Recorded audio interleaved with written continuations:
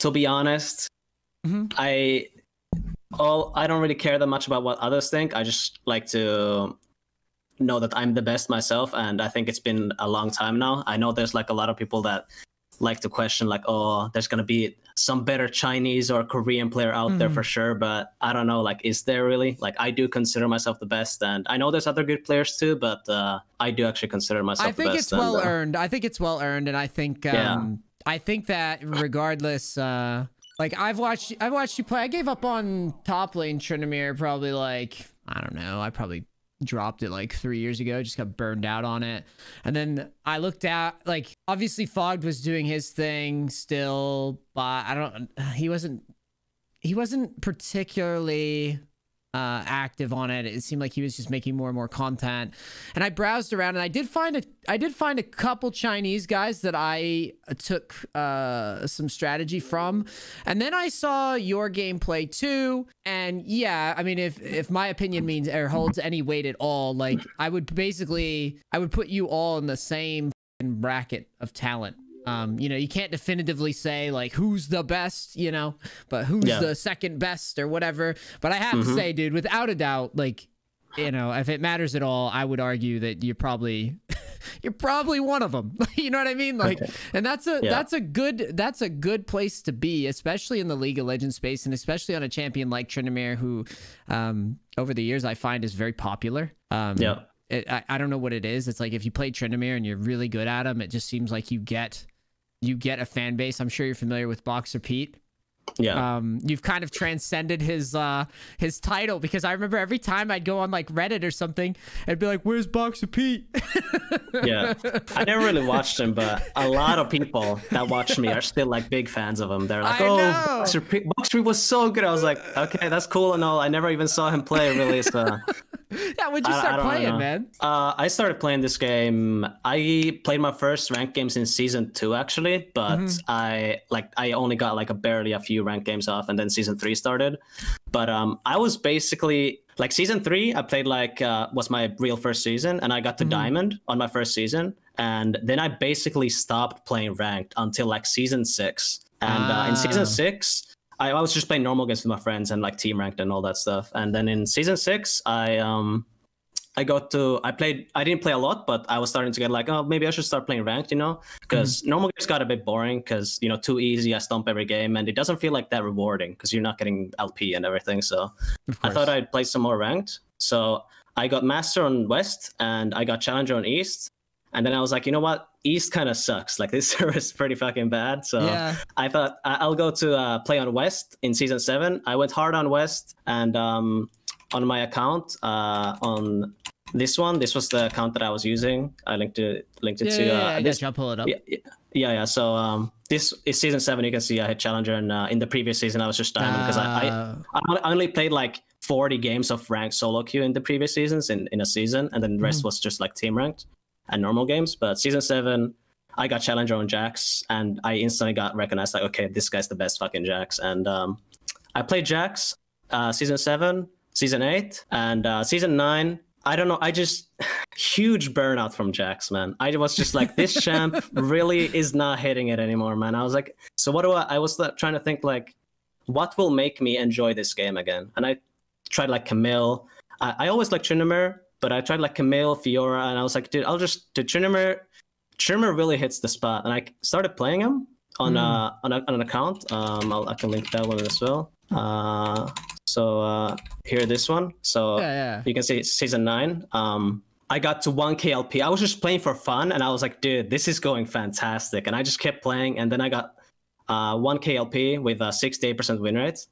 60, I remember this. I remember this because it was around the time. That's the time when I had dropped, because like I was playing because I didn't actually cross the threshold into Challenger for top lane with Tryndamere. Like I did it with mid. It was weird. Like I just got bored of top.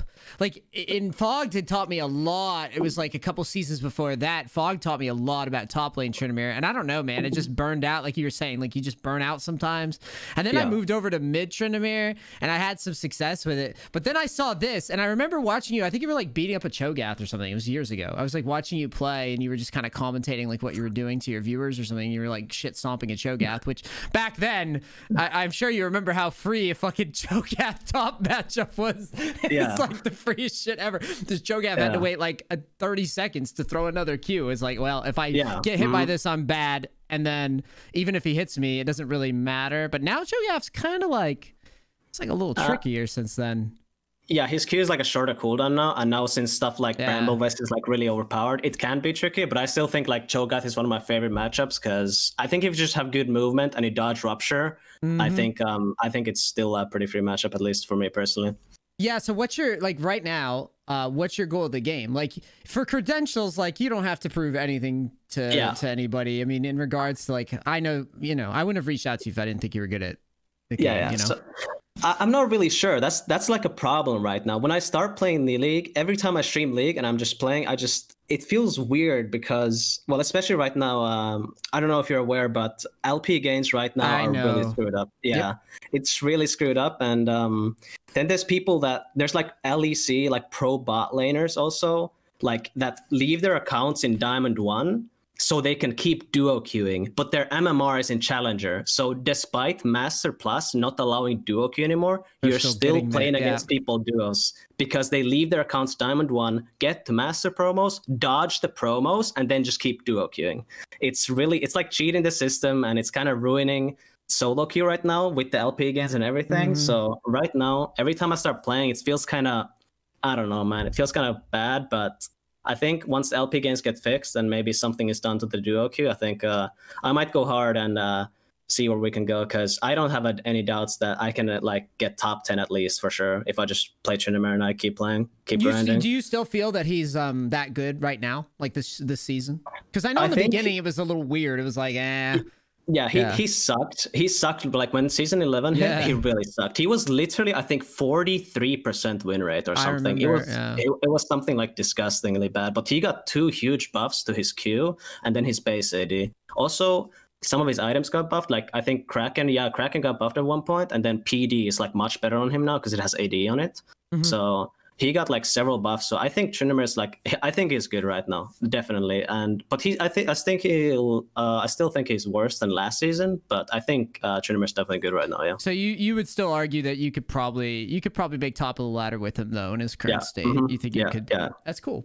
That's good. I mean, that's always fun when your champion's viable. I know that some people like they try to play some champions. It's like imagine trying to play Garen to top 10.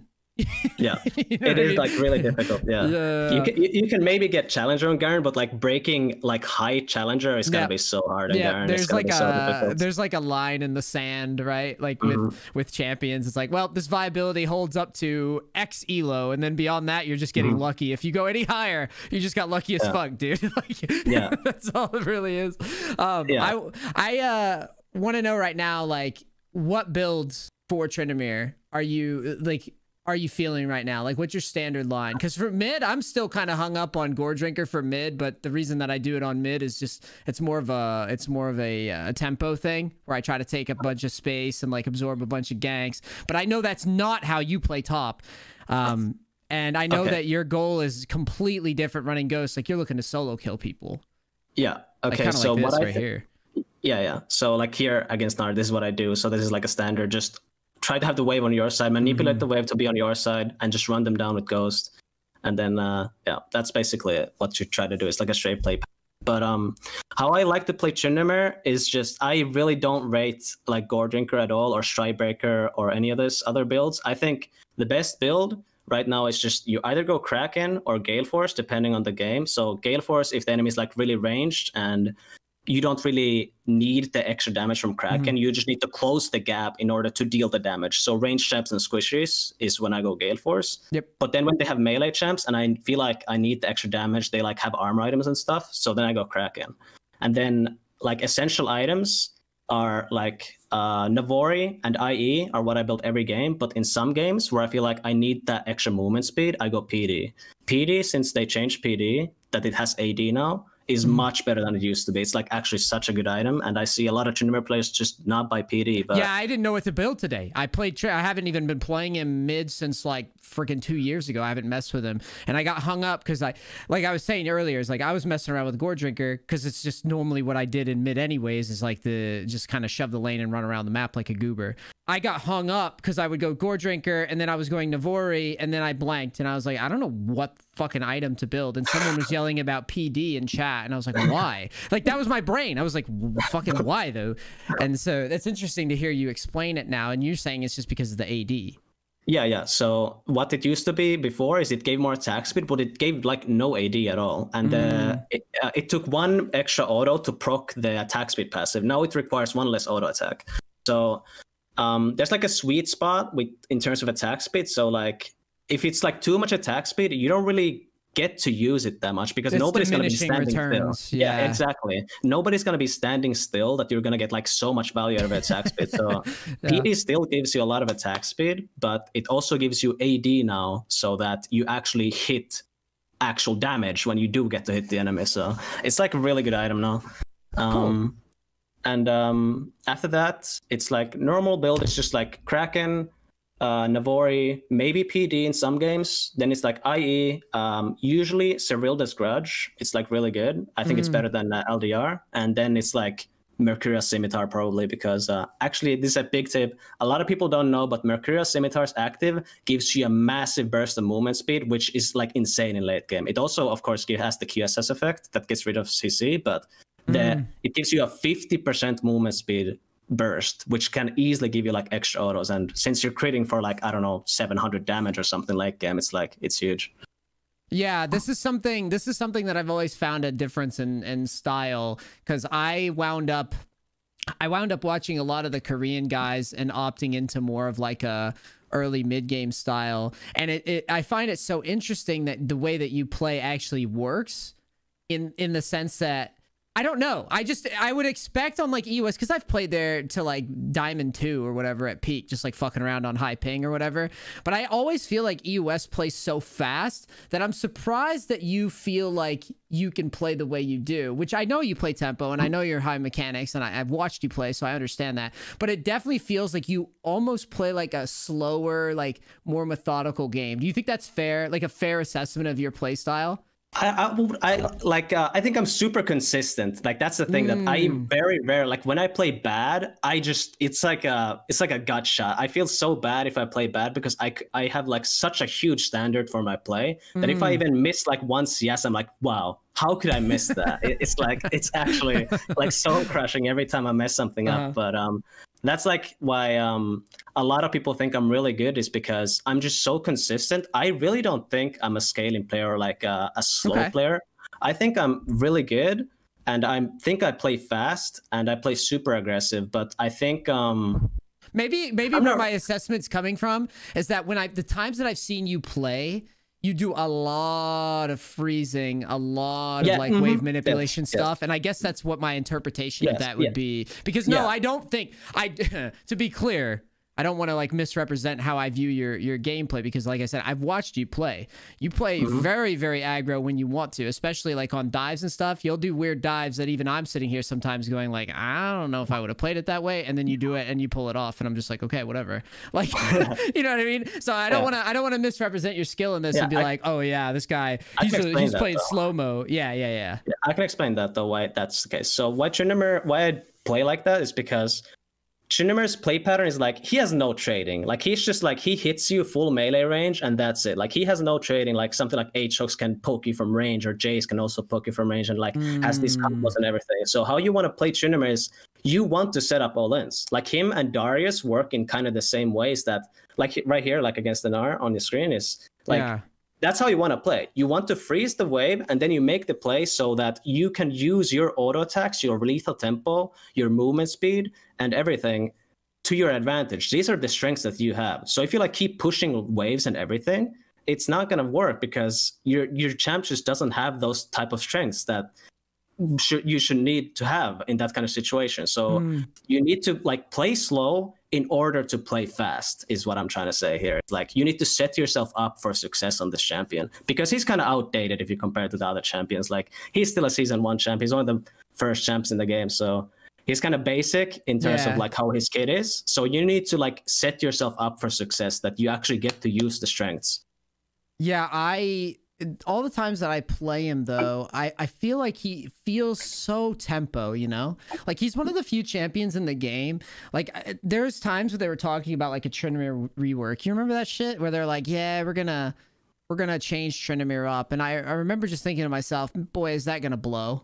You know? Like, is that gonna suck? Because I've been playing this game forever, and that whole concept of just, like, spinning around in the jungle and, like, taking camps and kind of just, like...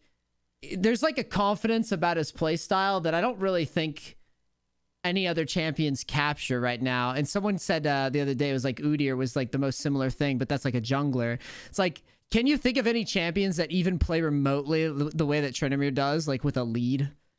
Yeah, so I really love that about this champ. It's so awesome that this is why I love this champ. Yeah, so same. That's a big reason I've played him so long over the years. Yeah, so what I love about this game is like auto attack, and I love AD carries. Like if I didn't play top lane, I would probably play AD carry. I just think AD or auto attack is like the most fun mechanic. It's really mechanical. You can actually, like, the difference between a good and a bad auto attacker is huge. Like the damage output you end up dealing is like so different based on how good you are. It's like really awesome, and it's quick and everything. And so what Tryndamere is, he's an ADC. People think this champ's like a fighter or something. No, he's an ADC. He's just a top laner, and he's a self-sufficient one. So he's just going around the map. He farms everything. He constantly auto-attacking, of course. And he's just basically an ADC, but he plays on his own. That's what I love about him. So you just farm everything, like you said, move around the map. And eventually you're just going to be so strong that nobody can really mess with you. And that's just, I just love this like type of 1v9 playstyle. It's like my favorite by far. That's what it is, isn't it? It's like we just like, I think we just both like that we could kind of play this game on our own terms. And I think that's what, for me, that's what drew me to the champion. And always I wind up playing him again because I'm like, you know what? Fuck this team shit. Exactly. Like, fuck all this. I just want to like go into their jungle and like stomp around and just do whatever I want. And it's weird because it's like, you know how people complain about Yuumi, and it's going to sound like I'm shitting on Tryndamere a little bit, but I'm not, because obviously I'm biased and I like him. Think about what happens when there's like a Yuumi and a Kayn, right? In the same game. Yeah. It's like the game kind of like morphs into this like, what's Yuumi and Kayn gonna do, right? Yeah, and exactly. I feel like the reason that I hate Yuumi in particular is because I feel like it's so unearned. It is. Right? I think Yuumi is the worst design in this game. Like when you think about what we have to do in order to get into like Tryndamere man mode, or any top laner that can kind of do it. Renekton actually kind of does a similar play pattern, like when he gets ahead, right? Like they had to earn it. Like they had to kill somebody. They had to put themselves out there. They had to like big dick it somehow. But Yumi's just like, yeah, Yumi's like, well, my Hecarim got to kill top lane, so I'm just gonna sit on him, and now the entire lobby has to like bow to my cat champion. That's like that's such a big weakness of Tryndamere. It's like if you're behind, you're useless. You're you nothing. Really are, dude. You're so useless. It's like an ADC that's like even worse because you need to go melee range in order to deal damage. And then you're always on a 5-second time with your ult. So like, okay, you have 5 seconds. You need to deal a fuck ton of damage during those 5 seconds. And if you don't, you're just not a champ. You don't fulfill your role. So yeah, and you do nothing for your team. You get no CC, you get no heals. You got, if you can't split, like you know how that gross it feels when you've got like, I don't know, a damn Nasus who's kind of just got ahead of you in lane and he just cock blocks you, or even a Malphite. Good God, where he just kind of parks in your lane. It's like you can't play the game. Yeah, you don't get to play the games. So that's personally why I ban Malphite every game. So yep. And that's actually, that's a good leading question. Tryndamere bans probably Malphite. Yeah, I ban Malphite. Another thing is, this is a big thing, is about banning champs. I know a lot of people like to ban like range champs, but I don't think range champs are actually even that hard for Tryndamere. We can same. probably talk more about that like later, but like about banning is I ban champs like Malphite and Darius. Like I think Darius, if it's played well and he goes phase rush, it's very, very, very hard Phase to play rush on against him. this chip. Yeah, so like the thing about playing against Tryndamere is it's never about damage, right? Like this champ is ADC level tankiness. All you need to do is burn his ult and survive, and then you win. So what Darius does is he has no hard time making you ult, right? But he has a hard time potentially of dying to you when you're ulting. But if he has phase rush on Darius, how do you catch him? There's just no way. There's just no way. I think phase rush right now, being so broken as it is a huge like grudge that Tryndamere. Like Tryndamere is so bad at dealing with phase rush, and once phase rush gets nerfed, I hope it does. It's going to be a massive buff to Tryndamere because this rune just ruins this champ's day a lot of the time. That's interesting that your perspective on phase rush is that opinionated.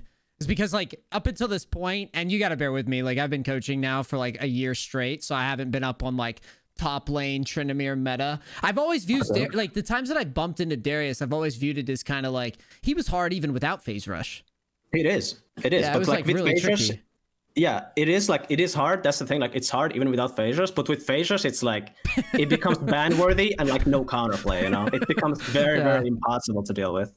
But yeah, it is hard even without phase rush. Yeah, what do you think about the matchup for mid? That because like I do a lot of the mid stuff, and rarely do I get beat in mid unless. See, the funny thing about League players I find is that they really hate going away from the meta, right? Like when you pull people off of their comfort. So like generally I get away with Tryndamere mid just because I can just fleet abuse and take a bunch of plates versus like mages. And if I'm facing like a Zed or like a Talon or any of these, it's just like you're Tryndamere. You don't really give a shit about them. You just get prio the whole game, and it doesn't fucking matter.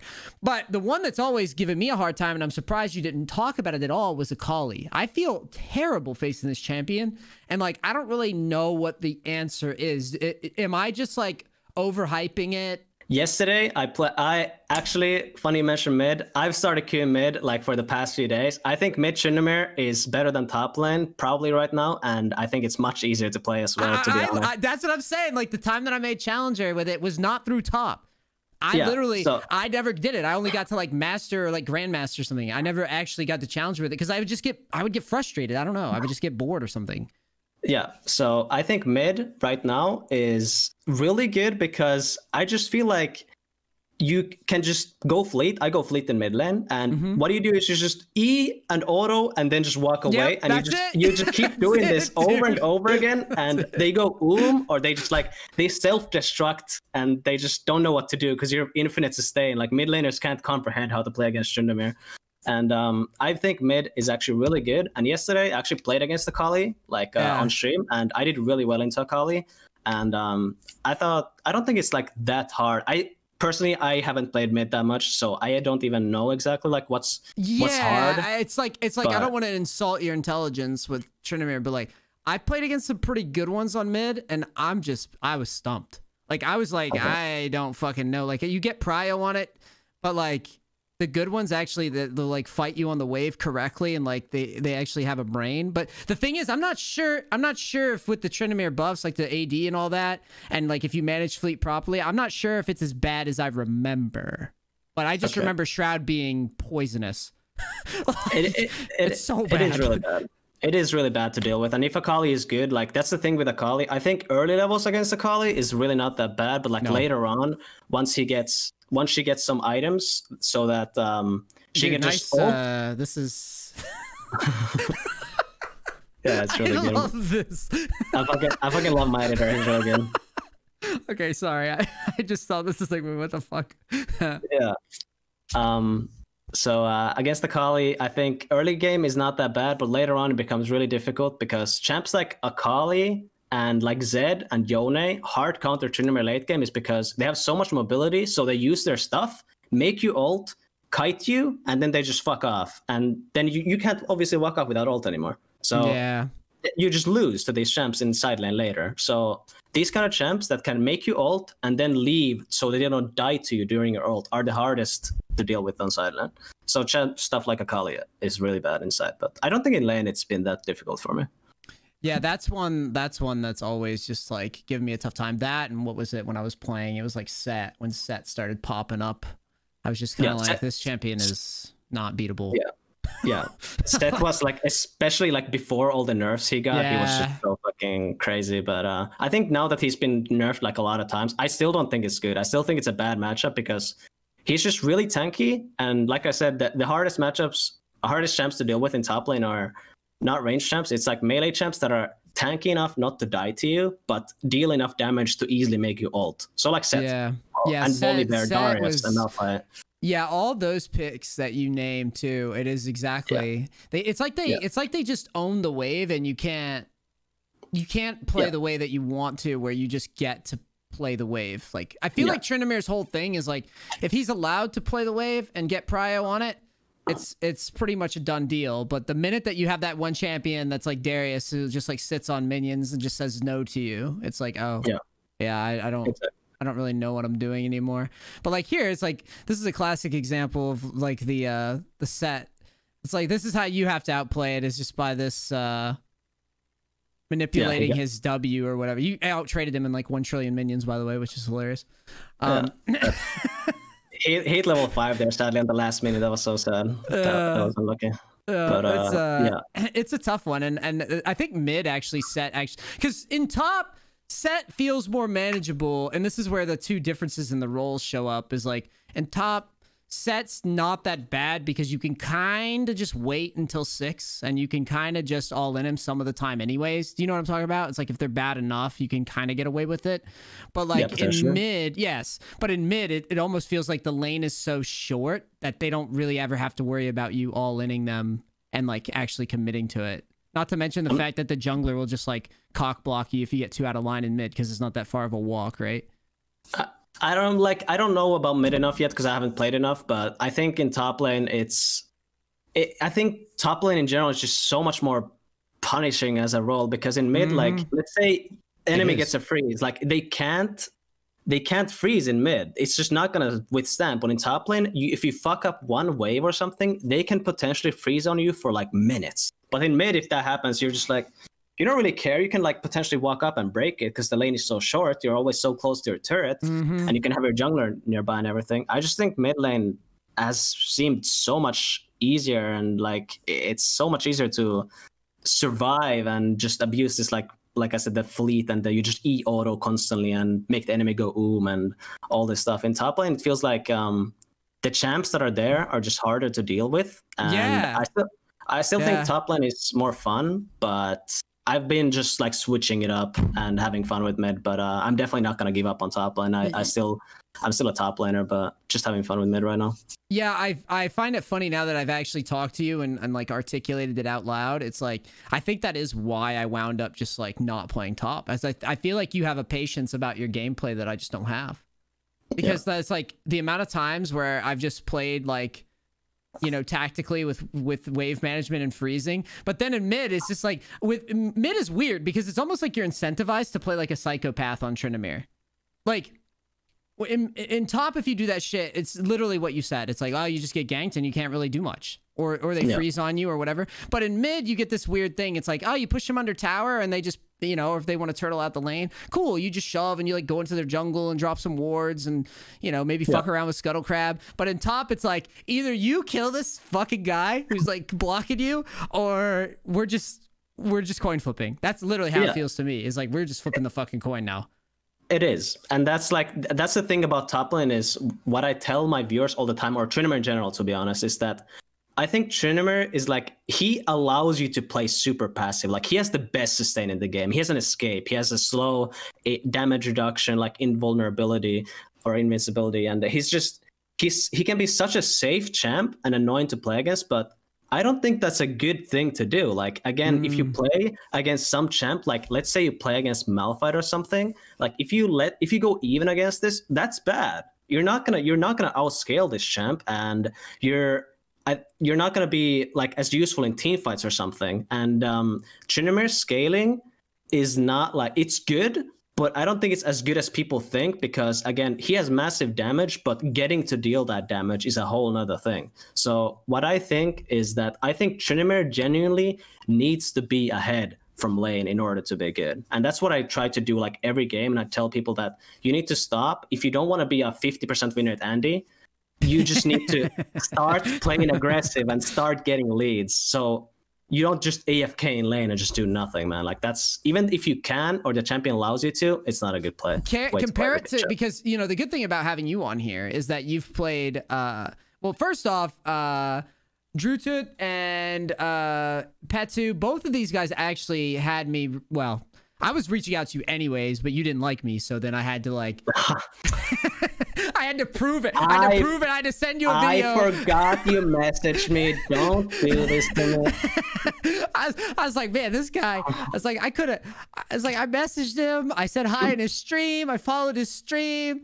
Like, what do I gotta do? No, I was just playing. I would say they both said like, yeah, Rangers has some of the best laning in the game. And Drutut even said, he was like, yeah, if Rangers actually played like comp, I'm air quoting here, like comp champs, that you would be one of the best players in solo queue. The reason I bring this up is because I notice how you explain. You're like, well, Tryndamere needs to get a lead. You know, he has to get ahead from lane in order to be useful. Now, you played Jax to high elo. You played Jax to challenger. So, like, how would you compare that to Jax? Because I've always viewed it as like, Jax is even more, like, you have to be even more patient to get away with Jax, right? Yes. So how Jax, back when I played him, I think it was kind of different.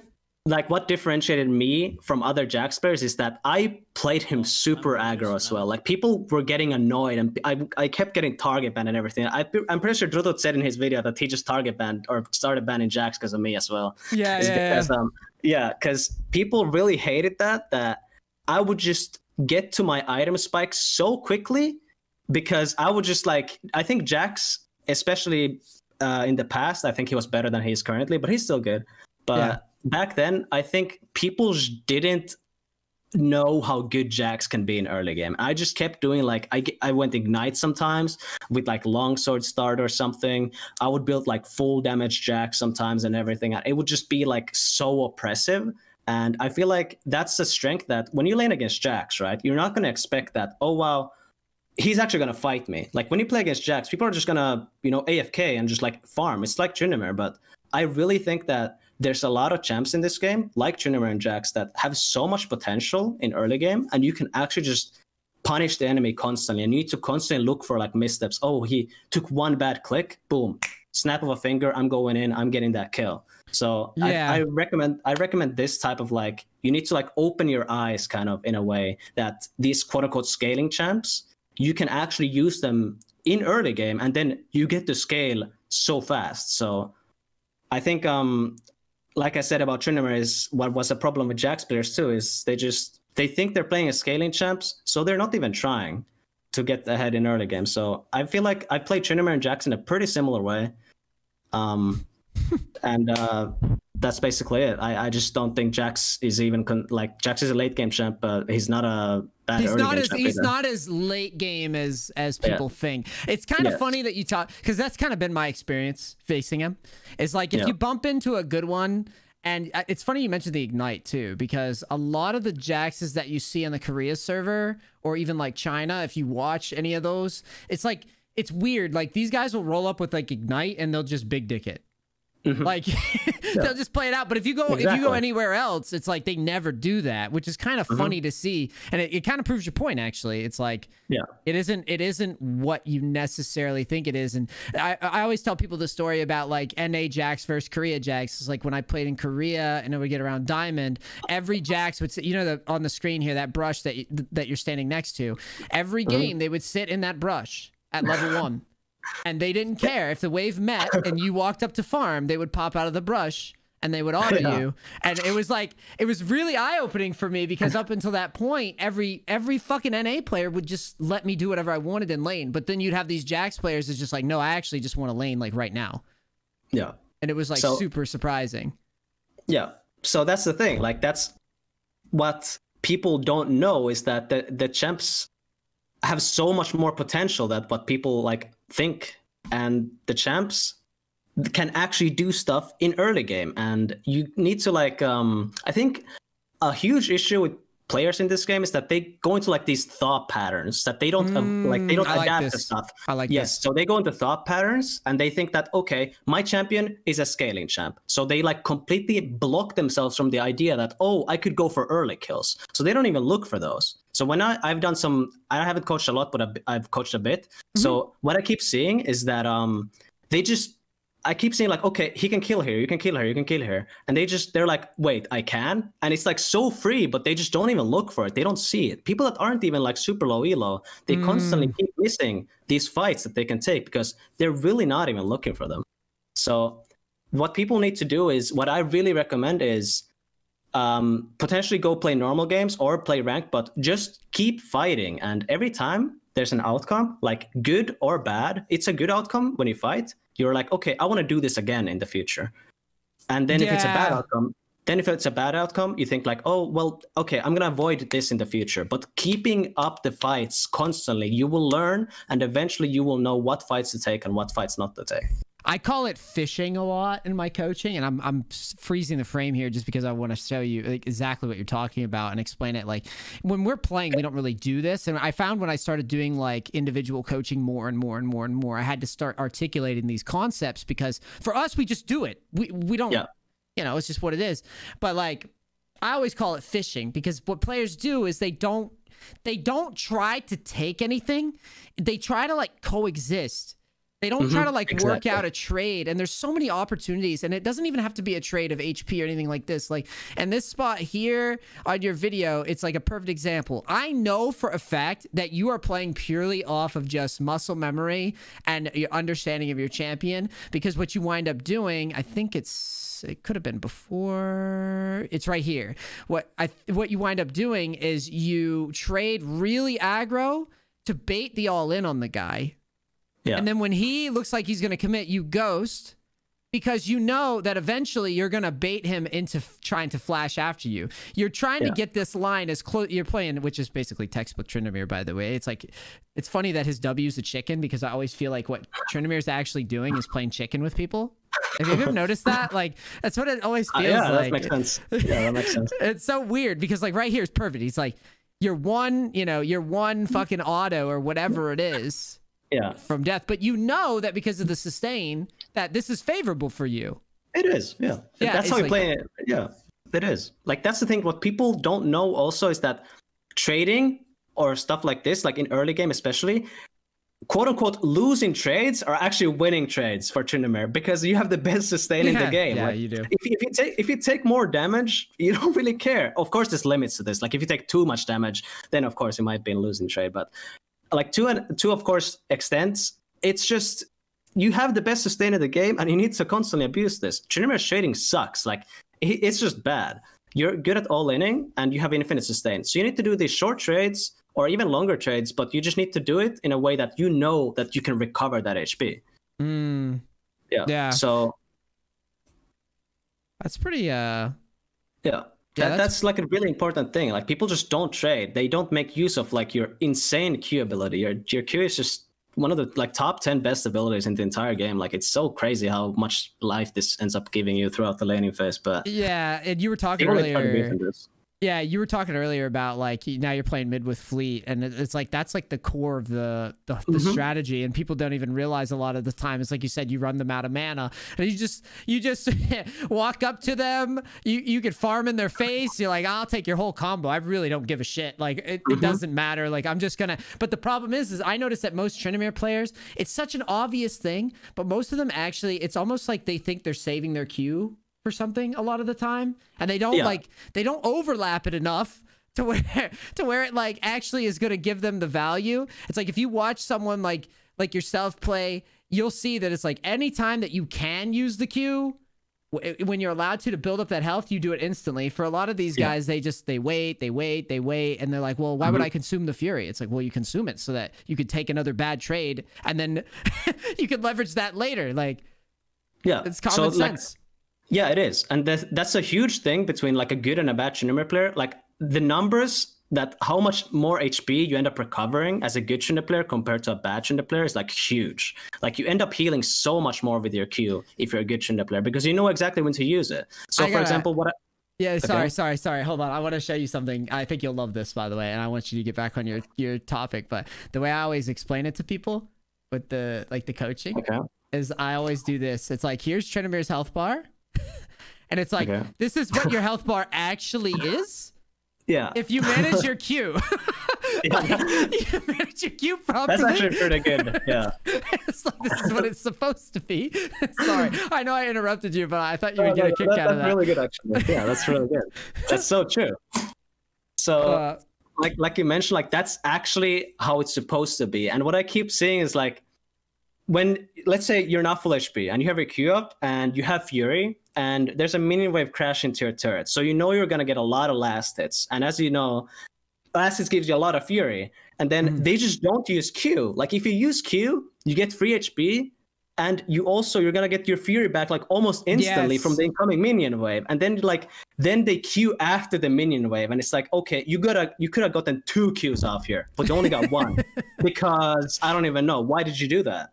Like, you just need to press Q when you can, and it's like way more times than you think. People think that your Fury is something sacred and holy that you must keep till the end of times because my damage potential or something. I don't know, man. But you get it back so quickly, man. It's not something you need to hold on for the entire game. Yeah, that right there is like such a good. It's like the Fury is sacred, and they get. It's like you said that's like the mental block where they don't change their thought pattern. And they're like, well, I only consume it when it's X amount of Fury, and that's it. And they don't. Nothing's black and white in this game. Yes. Yeah, dude, the amount of variables in League is so crazy. I never go into a game and thinking like, okay, it's this and this and this, and that's it. No, I go into every game thinking like, of course, there's some stuff that you need to think like, okay, I'm playing against this champ, so I need to look out for this. Sure. But you need to adapt to every single second of the game. Like, if the enemy does one misstep, snap of a finger, I'm going in, I'm all in. If they don't make that misstep, I don't. So you need to like constantly look for everything to play the game to its max potential. Play everything as good as you can and constantly look for these plays. Never stop. I love that. There's a couple other things that I wanted to talk to you about in regards to top lane. Now, we talked about your staples, but I don't really view you as a one-trick guy. I view you more as a top lane specialist who you just do your own solo queue thing. And I can relate to this a lot because I don't know about you, but the thought of living in a gaming house and doing comp is literally the opposite of what I've ever wanted to do in streaming ever.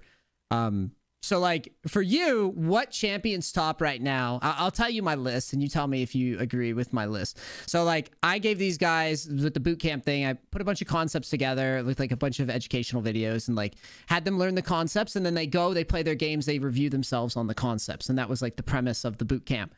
And so I gave them a list of champions that I thought were like super good in top lane. And my big 3 right now, if I'm not mistaken, it was Garen, Nocturne, and I think the third one, it was either Wukong or Shen. Do you agree with that list?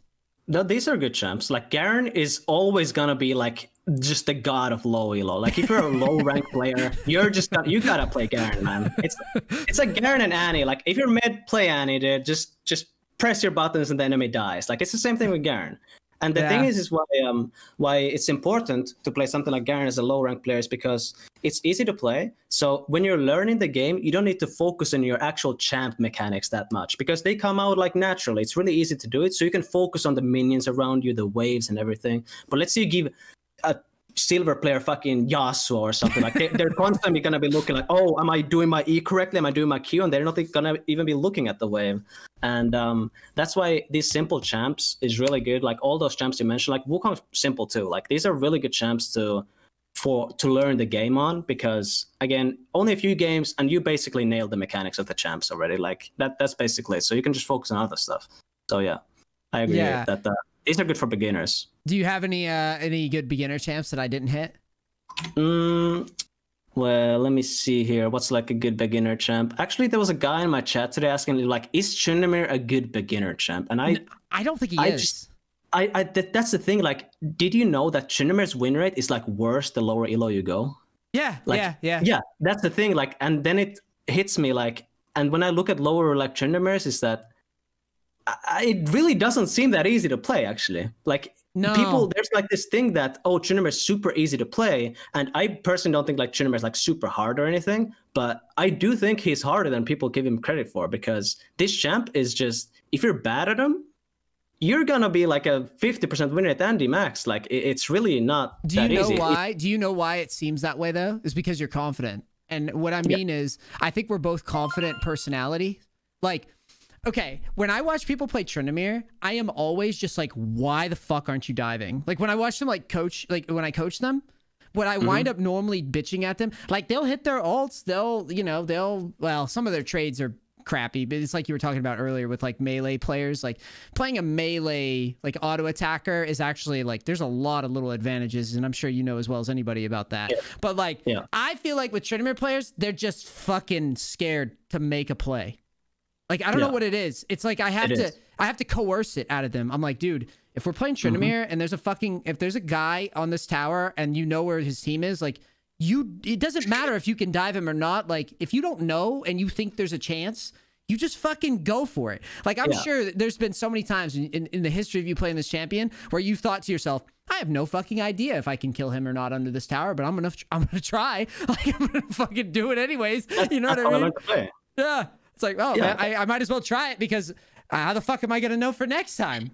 Right? Yeah. And Tryndamere incentivizes, he incentivizes this weird, like, confidence, I guess, for lack of a better term. It is. Like, that's what you need, because when you dive someone, it's not that hard. Like, the mechanics that need to go into the dive are not that difficult. But knowing that does the dive work is the difficulty. And people get so... They're so wound up in this safety that Tryndamere provides that they don't even go for these dives. Like you said, you need to like tell them like, go fucking dive right now. But they don't want to do it because they're so scared. They just want to press Q and sit on the turret. But the champ has so much potential, and you need to, like I said, just go play normal games or something where you're more confident that, oh, I don't want to lose LP or whatever. Sure, that's fine. Just go play normal games or something and learn. Just play aggressive all the time. Just take these fights, and you will see that this champ is crazy good, and you can get so many kills. Thank you so much for doing this. Yeah, no problem, man. This was great. Yeah, as always, guys, make sure to check out Rangers, check out his YouTube, check out his Twitch. Amazing player, someone to learn from, and also very, very fun to chill with. Thanks again, buddy. Have a good one.